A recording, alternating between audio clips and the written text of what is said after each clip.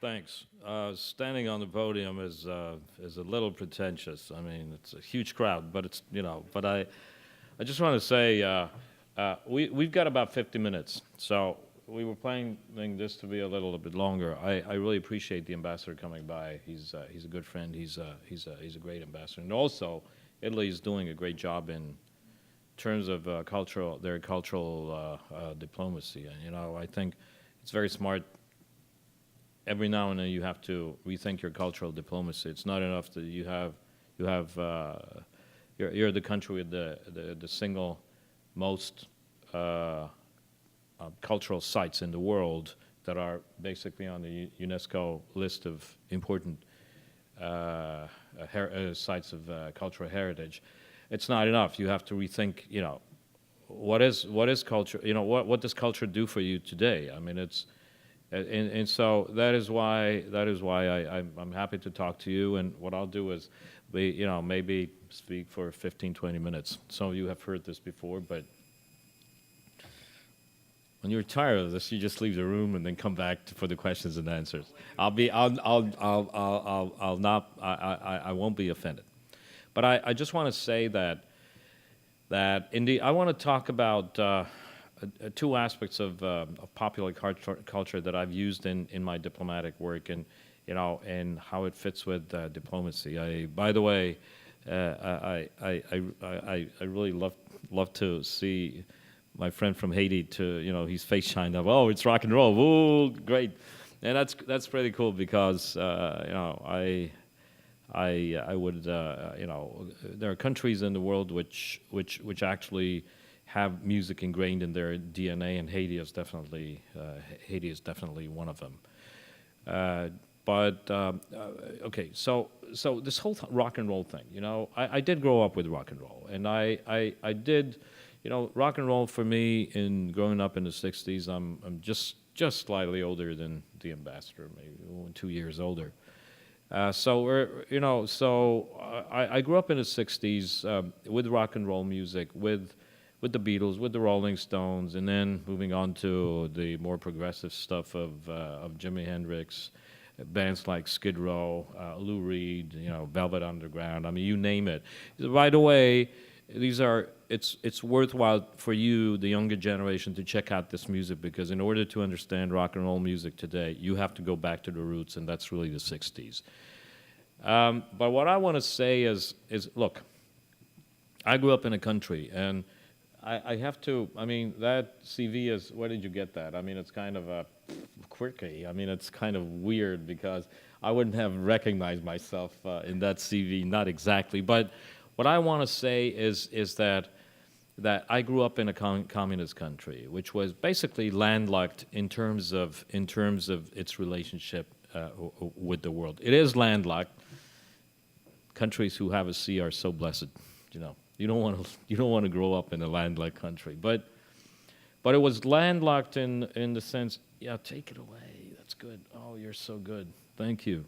So it was the Eastern Europe communist countries were landlocked in the sense that they were cut off from the real world in many ways. And rock and roll music was our lifeline to the real world. It was the lifeline. To the countries, to democracies, to what we call the free world. And think about it this way: when I listen to rock and roll music, I connect it to the West. When I listen to forbidden radio stations, Radio Luxembourg, Radio Veronica, Radio Free Europe, Voice of America, broadcasting rock and roll music, middle of the night, under our pillows. I connected with my peers in the West. I was one of them. I could have been in London. I could have been in Paris. I could have been in New York, Washington, Los Angeles, you name it.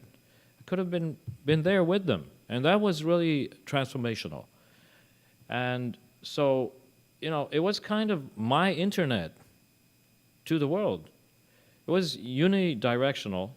But it was a connection. I mean, in a way, it was a communication. Something came in through the radio that affected me, that impacted me. not only my heart, my mind too. You know, it was kind of amazing listening to those songs, thinking about those songs, thinking about the freedom under which these songs were possible, were created. It meant a lot to me.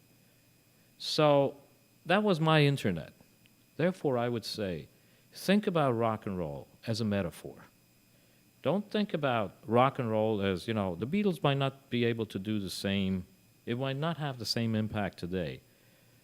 So every generation has to invent its own rock and roll. So think about it as a metaphor.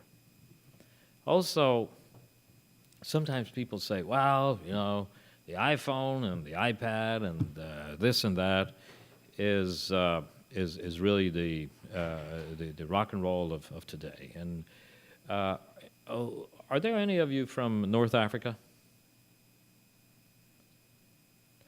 Because, you know, when the Arab Spring broke out, people said, "Wow, you know, it's this is the iPhone revolution. This is the internet revolution." Look, the internet and the iPhone is only technology. That's all it is. It's the content that matters. The electric guitar is a symbolic thing. It's beautiful on its own. Like the iPhone, by the way, it's a beautiful piece of electronics. But without the content, without the message of freedom, it's nothing. So think about it this way. Don't be obsessed with technology. You know, a set of amplifiers and a set of guitars and drums on stage, beautiful sight. It says nothing. But when people come on board, pick up the guitar, start playing, they send a strong message through their song, through the music, creating something that is very powerful. That's the real deal. And when it comes to modern technologies, it's the content that matters. When you think of the iPhone, you think of the internet. It can be used for good, it can be used for bad. I think society will figure out how to make sure that it's overwhelmingly positive. But at the end of the day, it's what you put into it. It's what you use it for that really matters. When I moved to Washington, playing music is, first of all, one should be very careful. You don't play music because you want to show off with it. I mean, when I came to the United States, I took my guitar with me. I arrived at the airport with a diplomatic case in one hand and the guitar case in the other, and the State Department official was, whoa, where's the ambassador? Well, it's me. It's me. And, you know, people were surprised, but I was not going to use this because it's very, very, very dangerous. You don't want to be a rock and roll wannabe. You know, you want to be, you know, if you use it, you really want to use it honestly, because if they reveal your dishonesty, then you're done in. You become a joke. So I started playing with a couple of people, and then someone came up with the idea, well, why don't we put a band together? So before I ever thought of using this as a tool in my diplomatic toolbox, I just jammed, we played, and suddenly, I realized there's something very special about it. Here's a Hungarian who grew up behind the Iron Curtain, and he plays rock music, American rock music, which is a language. So in addition to speaking English, I had an additional language that Americans could understand. And it became an amazingly important vehicle. If you do it seriously, and the band is very serious, I mean, just check out Jeffrey Baxter. Mark mentioned it. Mentioned him. He was the lead guitarist in a band called Steely Dan, the Doobie Brothers. If you don't know about them, you don't know nothing about rock and roll. So do your homework. And Baxter came on board, which was, by the way, the moment when this whole thing was you know, we suddenly found ourselves at a level of music making that is just right there on the top. This guy used to play with Jimi Hendrix. This guy used to play with, I don't know. He was just a terrific. He's just a terrific musician. And some other people who you wouldn't think are into music, but who were all, as kids, playing rock and roll music in bands. Assistant Secretary of State Lincoln Bloomfield. Nobody's ever heard him play before. And I asked him to be our bass player, and it turns out that even his wife had never heard him play, and he said yes, and he joined the band. He's a terrific musician. He's just a wonderful musician. Now, let me tell you a little anecdote. We did the first concert at the Hungarian embassy, and we turned the Hungarian embassy is really nothing like this. I mean, this is beautiful. The Hungarian embassy was built in the 60s, 70s, so it looked like something, maybe a party headquarters in the outskirts of East Berlin in 1970. It wasn't beautiful, so you don't know what. If you can't imagine that, then you haven't done your history homework.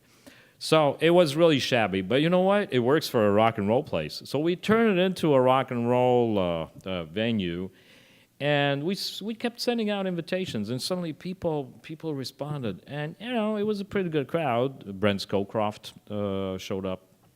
Paula Dobriansky, Undersecretary Dobriansky, showed up. Wolfgang Ischinger, the German ambassador, showed up, and they all were wearing, a tie. And they came over out of politesse. They would, the Andras is such a nice guy. We'll come over, and then we'll leave in half an hour. Well, they didn't leave. They did leave their ties in their pockets because it erupted. It was just a fantastic concert. And it turned out that this could be a good vehicle. So what we did, the band then really was cemented. 2 days later, there's the senior staff meeting at the State Department. Secretary Colin Powell is standing with the newspaper. And there's a big photograph of Assistant Secretary Lincoln Bloomfield tearing into his base. And Colin Powell, Secretary Powell, is standing there, and there's dead silence in the room, and he's not saying. And suddenly he erupts and says, "Bloomfield, what is this?" And of course, the subtitle said the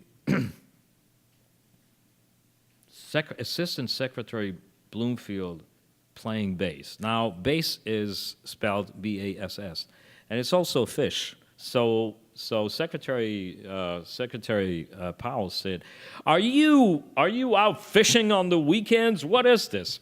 And he was scared to death. And he was, as they recounted the story, he said to his colleagues, "I think I'm being fired, and I think I'm losing my credentials at the CIA and the FBI. I'm done because."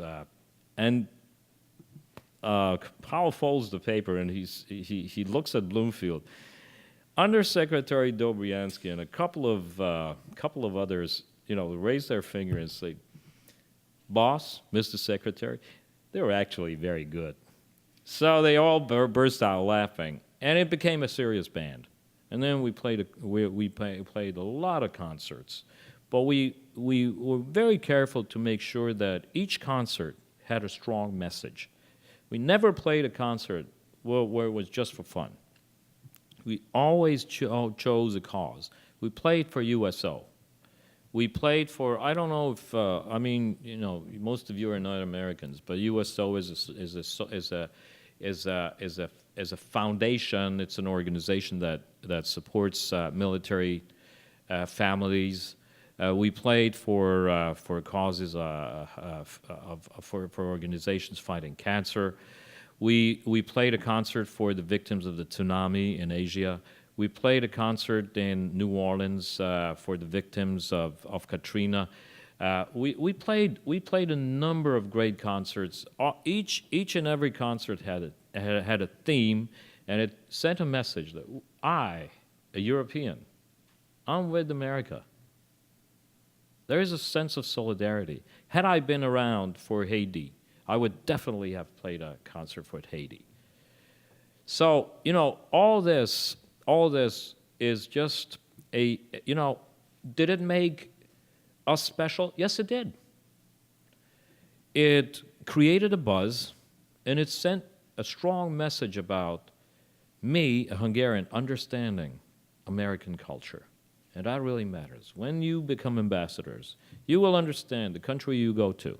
The best way to win the hearts and minds of people is to send a strong message about you understanding their culture. That you understand that their lives, why they are what they are, is really because of the culture in which they grew up, in which their fathers and mothers, their grandfathers and grandmothers grew up. So, I just wanted to explain to you why rock and roll is serious business. Don't fool around with rock and roll. Okay, you can go and sing karaoke, and you can be an amateur band, jamming at birthday parties and whatever. It will not make a difference. But you can elevate it to a level when it becomes a real tool in your diplomatic toolbox. And so that's exactly what we did, and I'm very proud of it. And, by the way, playing music is a tough thing. Singing in front of people who from time to time, I go to a little place here in D.C. called Madam's Organ, which is a great place for music, and I show up, and then the guys announce, this is the former Hungarian ambassador, and I'd like to introduce him, and, he's going to be playing some blues tonight, and yeah. Nobody believes I'm the former Hungarian ambassador. They couldn't care less, so I'm standing there, and they're watching. What is this guy going to do? You better be good, If you're not good, they'll fire you. They'll never want you back, and, I'm very grateful they keep inviting me back. I've seen you play. Thanks. Just very quickly, another aspect of something that I did. I don't know how familiar you guys are with late night shows in the United States. Any Americans here? Are there any Americans? Oh, you're American. Oh, you're all Americans. Have you heard of Stephen Colbert? Stephen Colbert? Okay, Stephen Colbert. He's very funny, by the way. He's good. Okay, so when I came to the U.S., I wanted to figure out.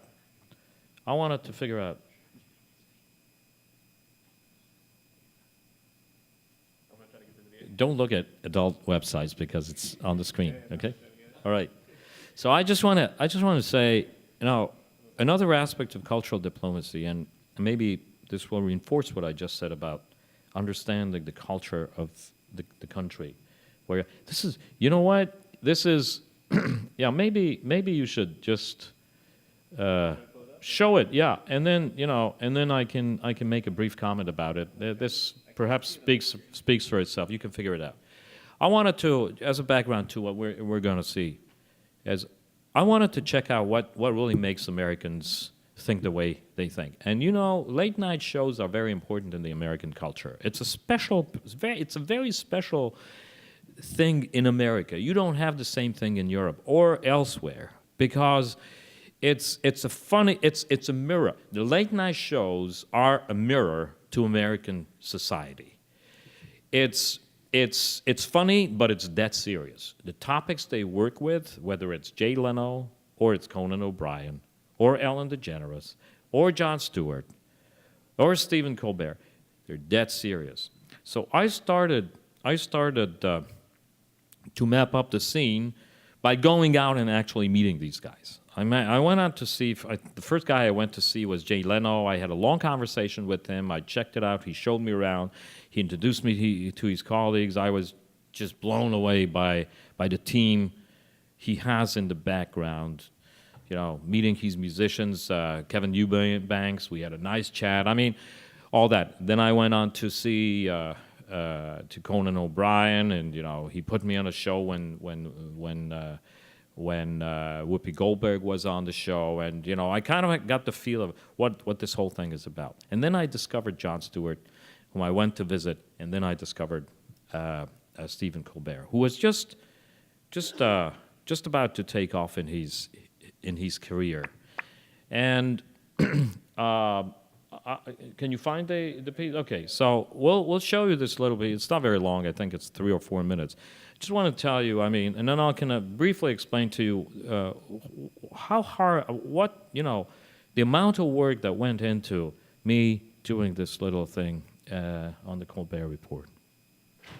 The people have spoken, and here now to officially congratulate me, and I'm guessing to invite me to a certain ceremony, is Hungary's ambassador to the United States, His Excellency Andras Simonyi. Welcome to the report. Sir, what an honor.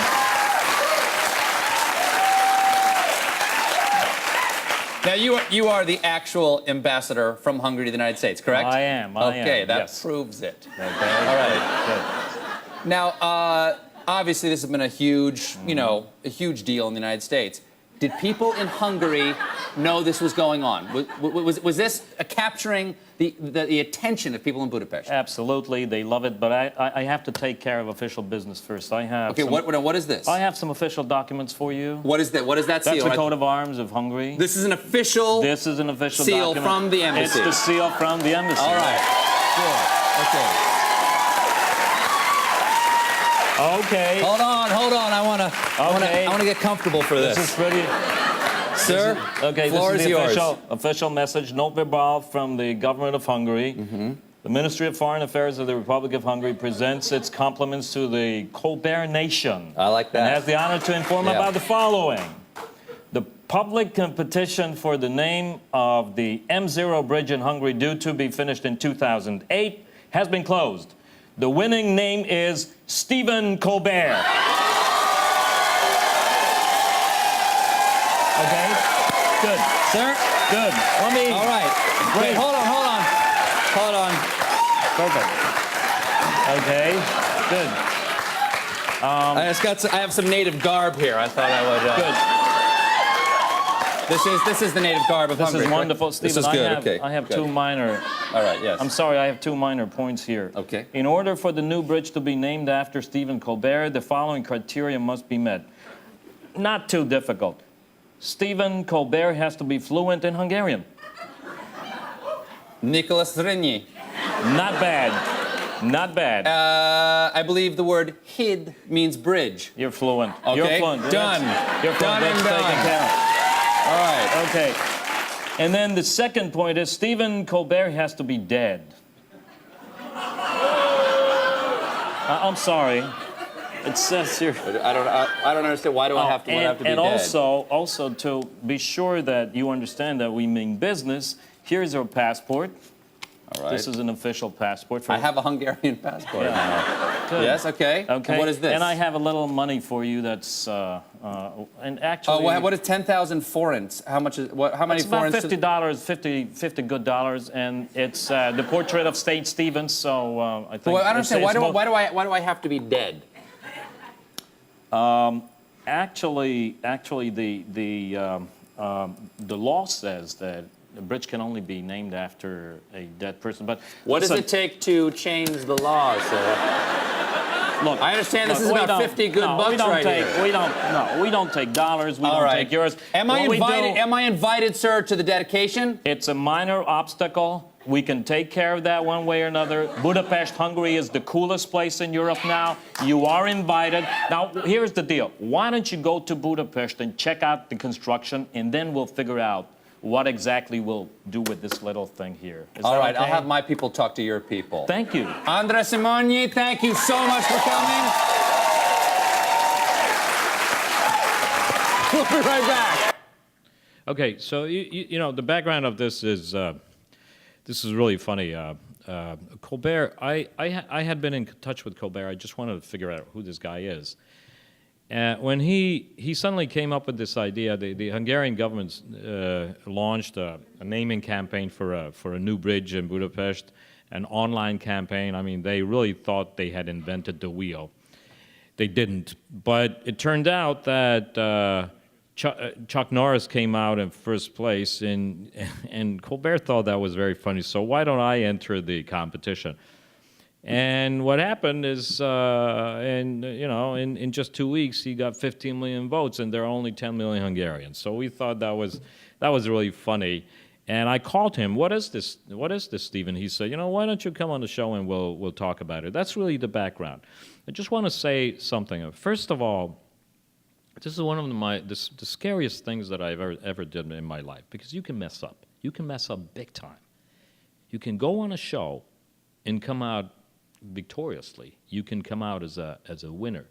Now, you can also destroy your entire career if you mess it up. If you mess it up, there are tougher words in American too.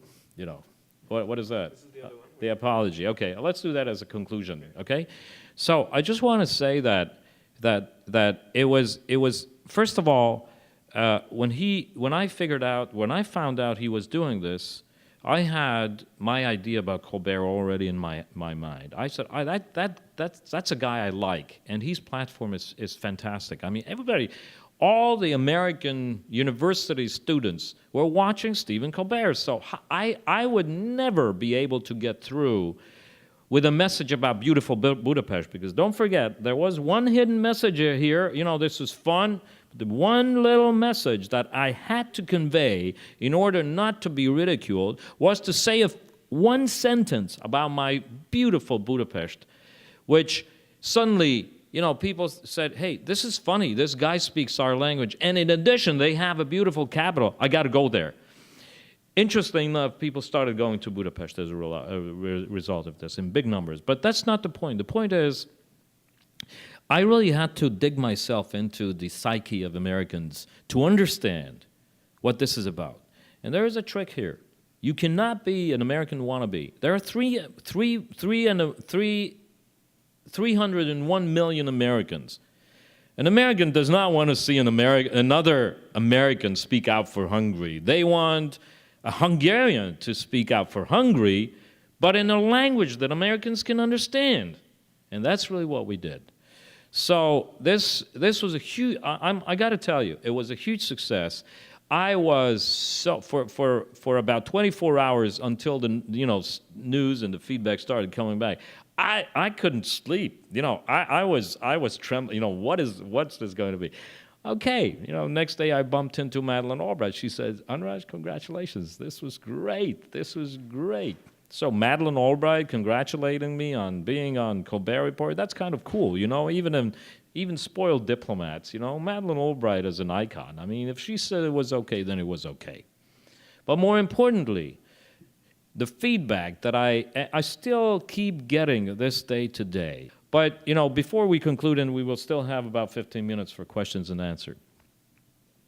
About 6 months later, I'm at the NAMM show with my buddy Jeffrey Baxter, and the NAMM show is the biggest instruments show in the United States. I mean, it's the single most important display of musical instruments in the world. And I'm out there, and I'm roaming around, police escort. No ambassador has ever been to the NAMM show, so they're really treating me well. And suddenly there is this. There's a little company, guitar making company in Hungary I'm mentoring, and they brought a guitar which had an eagle cutout. The cutout was in the shape of an eagle, and I said, I've seen this eagle before. Boom, it was the Colbert eagle. So I got on the phone and called Stephen, and I said, I got an idea for you. He said, me too. I was just about to call you. I have an idea for you. I want to be on the Eurovision contest with you. You know what the Eurovision contest is? That was a joke. So I said, that's really funny, but you can because you're an American. He said, okay, so let's come up with something else. So I came up with something, and you will see this is really fun to be back on the Colbert Report. So you might want to play it.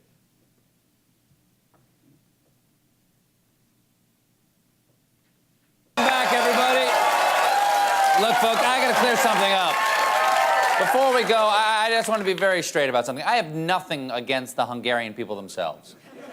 In fact, 17 million Hungarians voted to name this bridge after me. And there are only 10 million Hungarians in the whole country.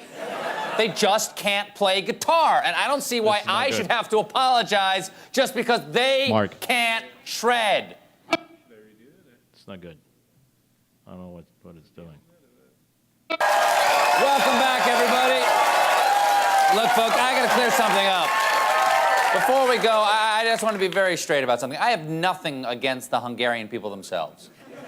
In fact, 17 million Hungarians voted to name this bridge after me. No. And there are only 10 million Hungarians in the whole country. They just can't play guitar. And I don't see why I should have to apologize just because they can't shred. This is directly from the website. Well, I mean, just on YouTube in general. Hold on a second. Okay, so in the meanwhile, I'll just say that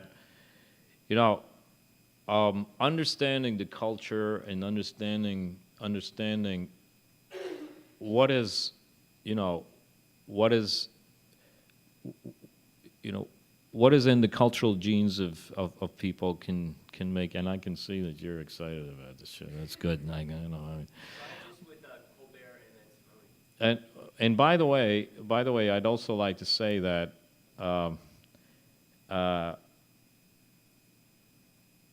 I never realized how much 6 years does to your face. I couldn't recognize myself, but that's besides the point,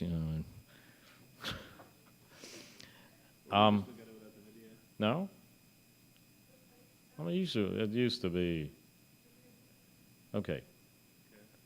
You need to try and reload it at the top. You didn't actually open it up again. Go try one more time. Well, I think it won't work. No, I don't think so. Yeah, after all the... Well, I got weed. This isn't bad. And the first part's okay. Okay. Well, it's just you can check it out at home. It's called The Apology, and I gave him the guitar and we had fun in the meanwhile. But why don't we stop here, and then we still have about, if you can figure it out, that's fine. We can listen to it. If not, that's fine. Okay, so let's move on to the discussion. Any questions? Do we have a wireless mic over here? Or? Yeah. Okay. So we can begin the discussion. All right, let's at least You want to give it a try? Before we go, I just want to be very straight about something. I have nothing against the Hungarian people themselves. In fact, 17 million Hungarians voted to name this bridge after me. And there are only 10 million Hungarians in the whole country. They just can't play guitar. And I don't see why I should have to apologize just because they can't shred. What? Hungarian Ambassador Andras Simonyi.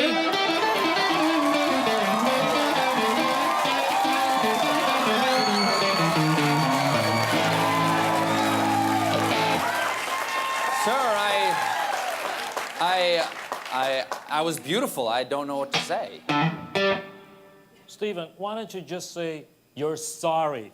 Then I'll give you this beautiful Eagle guitar made by the Benedict brothers in beautiful, cool Budapest.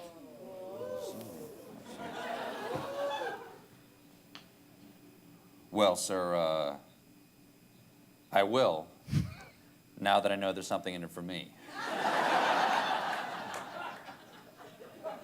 Hungarian people of Hungary, I'm sorry.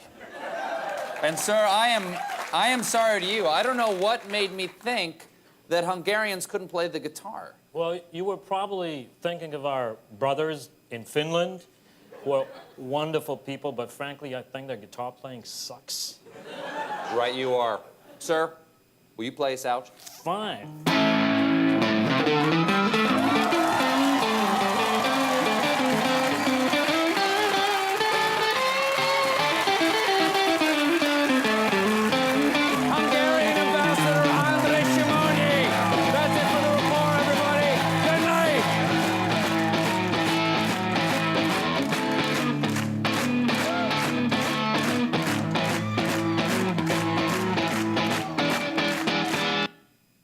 All right, so that worked out. That worked out really, really well, and that was scary too. You're on stage. There are only 4 million people watching, and you're playing your guitar, and you don't know how it will sound. But look, it was an opportunity, and I just try to use it the best I could.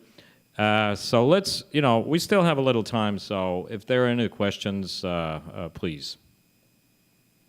As always, if you can raise your hand and then briefly introduce yourself when posing the question or making the comments, would be great.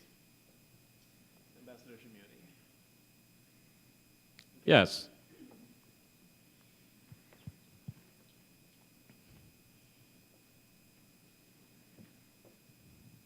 Thank you for that. I'm Barbara Warner from Brevard, North Carolina, with a great tradition of country music. And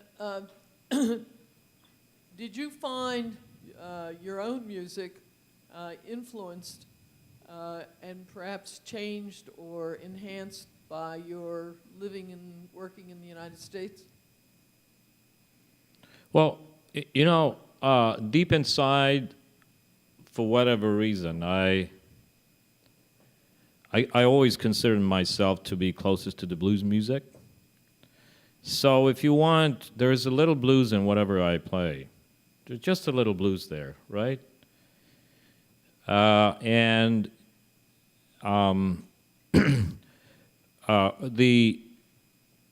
I mean, the answer is yes, very much so.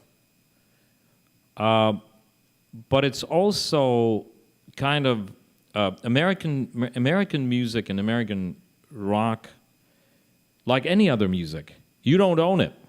It belongs to all of us. And so, yes, I mean, the roots are American. The roots are the blues. It's bluegrass. It's country. It's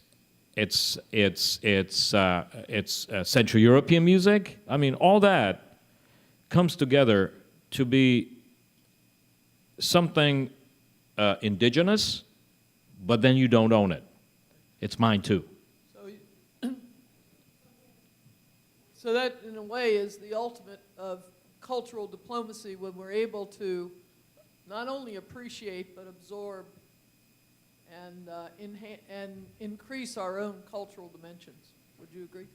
I totally agree. I think rock and roll in the 60s, 70s, 80s, and even now is probably the most underrated soft power tool that you have.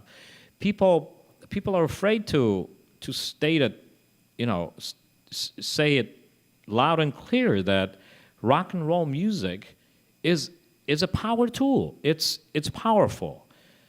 It only gets distorted and everything goes wrong if it gets in the hand of officials. That's where I had to be careful, because I had to make sure that I don't hurt the qualities of rock and roll music by elevating it to a tool in my diplomatic toolbox. It's a tricky thing. Rock and roll does wonders when you let rock and roll, do what it can do best. So that's really my message. I think when real quality, a real star, as one of my musician friends told me once, a real star can be seen from anywhere in the world. A mediocre artist or musician can maybe be seen locally. And that's really what rock and roll music is about. And I think America should be proud of it. Don't overdo it, but you should be proud of it. So that's really what. Yeah, I mean, I've been greatly influenced all my life with music. Don't forget, it's about creativity. It's about freedom of speech. It's about talent. It's about honoring your roots, And so that is, I would say, rock and roll is it's the most global, least imperialistic tool in the Western toolbox. All right? Additional questions or comments?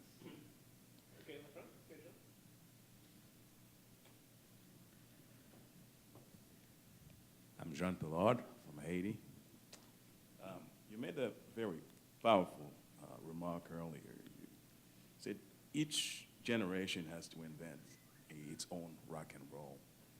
And that actually resonated with me when you were doing the introduction. They said that you were a band player. I started smiling because our current president in Haiti is to be a musician. If you take the history of Haiti, we had our own rock and roll back in the late 1700s, where drum roll was what unified all those slaves who came from West Africa. And we had voodoo, and they later on, got together and they victoriously fought Napoleon's army to kick him out in 1803. You speak about rock and roll diplomacy and how, you feel part of, this big movement of rock and roll and how it resonates with you. How is it possible to do the reverse? Meaning that taking your music from Hungary and try to influence the views here through music? Look, that's a totally different, that's a different thing. But of course, I mean, we didn't have time to elaborate on. I did a lot of things. I mean, I had, I invited a lot of Hungarian musicians, artists. I mean, I used it as a tool. That's in a way, okay, that's great, but,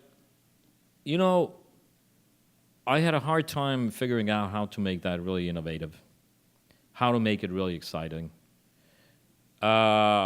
There's nothing more boring than going to the next embassy event with a quartet where half the audience is falling asleep in the first 5 minutes. That's a problem. How do you make it really exciting? It's doable, but it's not, So I just figured I don't have time to waste. So therefore, when I found my own voice, which was really all the things that I told you about, I said, okay, this is it. This is what I want to do. It doesn't mean that I'm suggesting everybody else has to do that. Because the point is, don't play. I mean, the ambassador, the guy who came after me, from my first half sentence, you might have realized he wasn't a friend of mine. He ran into people, and the first thing he was not happy. The first thing they asked him, do you play the guitar? He was not happy. But I would say that instead of being angry about this, he should have invented his own guitar, which is not the guitar. The guitar is a metaphor, as rock and roll music is a metaphor. Because what you want is a medium to best communicate your message to the audience that you're talking to. The best, you pick a tool, and the trick here is it's got to be honest. It's got to be sincere. If it's a tennis racket, if it's football, if it's gymnastics, if it's marathon, that can be your rock and roll. If you can use that to reach out to a broad audience, and that's really the trick. You can spend years as an ambassador in a place, have a great time, go to parties, you think you're moving things, and nothing happens. That's when you haven't reached out to the people of the country where you serve. In the 21st century, you cannot be just satisfied with reaching out to the diplomatic circles, going to Congress, going to the White House, going to the State Department. That's very important. Don't forget. I mean, I really did my job as an ambassador, and I really worked hard in order to be able to do what I did, what I told you about. But this is not an addition to my work. It was a multiplier, and that's really the trick. You're looking for something that multiplies your force, your power, your toolbox. This was not just a plus. It was a game changer. And that's really my message. That's my message to you. Don't pick up the guitar. That's not the point. pick up something that is honest and sincere, which sends a message of honesty and sincerity to your audiences. So I'll leave you with that. You've been very kind and gracious to be so patiently waiting and listening. And I can't tell you how much I enjoy working with Mark. He's a good friend.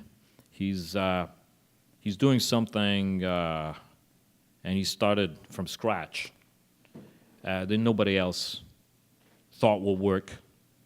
And he kept doing it, and now he's really changing the face of diplomacy internationally. So, Mark, congratulations. It's an honor to be associated with you. You're a friend, and I appreciate this great audience. Thank you very much, and good luck.